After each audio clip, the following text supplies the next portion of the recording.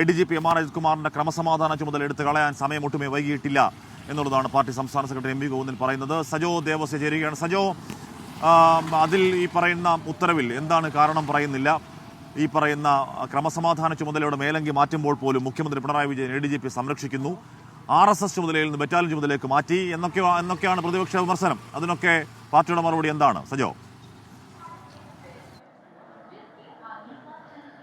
ഹാഷ്മി, ഒരുപാട് ചോദ്യങ്ങൾക്ക് യഥാർത്ഥത്തിൽ ഇനിയും ഉത്തരം വേണ്ടതാണ്. ഇത്രയധികം ദിവസം 36 ദിവസത്തിലധികം എന്തിന് കാത്തിരുന്നു എന്നതടക്കമുള്ള ധാരാളം ചോദ്യങ്ങളുണ്ട്. അതിന് CPIM സംസ്ഥാന സെക്രട്ടറിയും മറുപടിയായി പറയുന്നതിൻ്റെ നടപടിക്രമങ്ങളുണ്ട്, അന്വേഷണം ഉണ്ടായിരുന്നു, അത് പരിശോധിച്ചു, ആ റിപ്പോർട്ട് കിട്ടി, നടപടി ആവശ്യമെന്ന് ബോധ്യപ്പെട്ടു, അപ്പോൾ നടപടി സ്വീകരിച്ചു. സാധാരണ ഇത്തരം കാര്യങ്ങളിലൊക്കെ സ്വീകരിക്കുന്ന നടപടിക്രമം തന്നെയാണ്, അങ്ങനെ തിടുക്കപ്പെട്ടിട്ട് കാര്യമില്ല എന്ന നിലപാടാണ് അദ്ദേഹം വിശദീകരിക്കുന്നത്. അൻവറിൻ്റേതടക്കമുള്ള ആരോപണങ്ങൾ, അതായത് ഏറ്റവും ഒടുവിൽ അദ്ദേഹം ഈ കൂട്ടായ്മ രൂപീകരിച്ചുകൊണ്ട് അദ്ദേഹത്തിൻ്റെ മുന്നേറ്റം രൂപീകരിച്ചുകൊണ്ട് പറഞ്ഞ കാര്യങ്ങളെ അടക്കം അദ്ദേഹം പൂർണ്ണമായും തള്ളിക്കളയുന്നു. വിശദമായ പ്രതികരണത്തിലേക്ക് അദ്ദേഹം കടന്നില്ല എങ്കിൽ പോലും അദ്ദേഹം പറയാൻ ശ്രമിക്കുന്നത് ഈ കാര്യത്തിൽ എന്താണോ യഥാർത്ഥത്തിൽ ചെയ്യേണ്ടത് അത് പരിശോധിക്കണം, അങ്ങനെ പരിശോധനയുടെ അടിസ്ഥാനത്തിൽ ഒരു തീരുമാനത്തിലേക്ക് എത്തുന്നു എന്നതാണ്. യഥാർത്ഥത്തിൽ ഈ കാര്യത്തിലടക്കം പാർട്ടിയും മുഖ്യമന്ത്രിയും അടക്കം എത്രത്തോളം പ്രതിരോധത്തിലേക്ക് പോകാമോ അത്രത്തോളം ആയതിനു ശേഷം അതിൻ്റെ ഏറ്റവും പീക്കിലാണ് വിശ്വസ്തനെ കൈവിടുന്നത്. അപ്പോൾ തന്നെയും പോലീസിൽ തന്നെ അദ്ദേഹം തുടരുന്നുണ്ട്. മറ്റെന്തെങ്കിലും ചുമതലകളിലേക്കോ അതല്ലെങ്കിൽ സസ്പെൻഷൻ അടക്കമുള്ള കടുത്ത നടപടി അങ്ങനെയൊക്കെ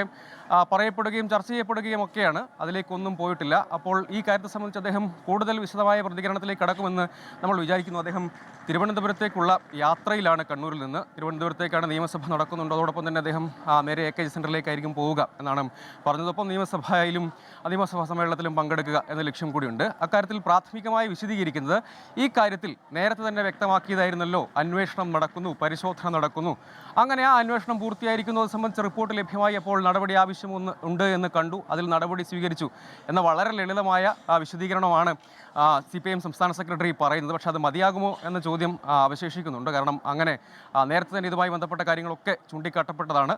അതിലേക്കൊക്കെ ഏത് നിലയ്ക്ക് പോകാമായിരുന്നു, ആ ഘട്ടത്തിൽ തന്നെ മാറ്റി നിർത്തിയുള്ള അന്വേഷണത്തിലേക്ക് പോകാമായിരുന്നു, ഈ രാഷ്ട്രീയ വിവാദങ്ങൾക്കൊക്കെ അവസരം ഉണ്ടാക്കണമായിരുന്നു എന്നതടക്കമുള്ള ചോദ്യങ്ങളുണ്ട്. അത്തരം ചോദ്യങ്ങൾ ചോദിക്കാനുള്ള സമയം യഥാർത്ഥത്തിൽ നമുക്ക് ലഭ്യമായില്ല. അദ്ദേഹം ഈ യാത്രയ്ക്ക് വേണ്ടി കണ്ണൂർ റെയിൽവേ സ്റ്റേഷനിൽ തുടരുന്നതുകൊണ്ട് തന്നെ അദ്ദേഹത്തിൻ്റെ ട്രെയിൻ എത്തുകയും ചെയ്തിട്ടുണ്ട്.